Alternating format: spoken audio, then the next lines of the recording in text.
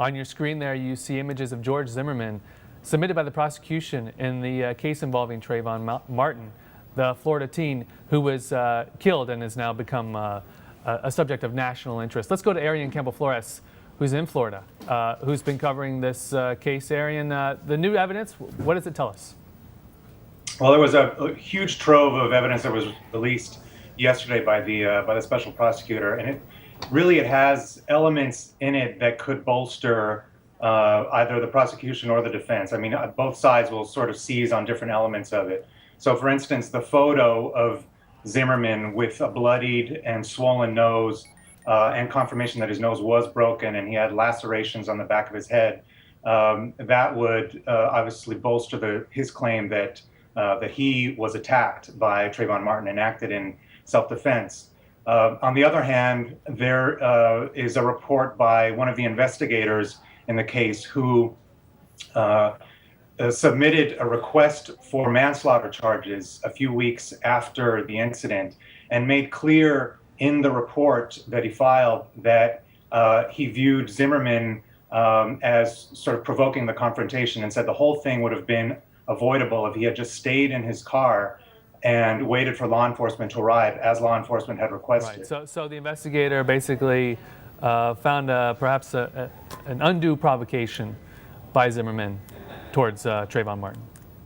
Right. Yeah. He said that that Trayvon was running toward the home where he was staying as a guest, and that Zimmerman. He also noted in the report that Zimmerman had made numerous previous calls reporting suspicious characters in the housing development. They were all young black males. Right. Now, Arian, what does this evidence tell us about Trayvon Martin? Anything? Well, there are a few new elements as well about Trayvon that came out, and there were traces of THC, which is the active ingredient in marijuana, found in his blood. That would seem to jive with previous reports. We know that he was on a school suspension because a baggie had been found in his backpack with trace amounts of marijuana. Another interesting element was that there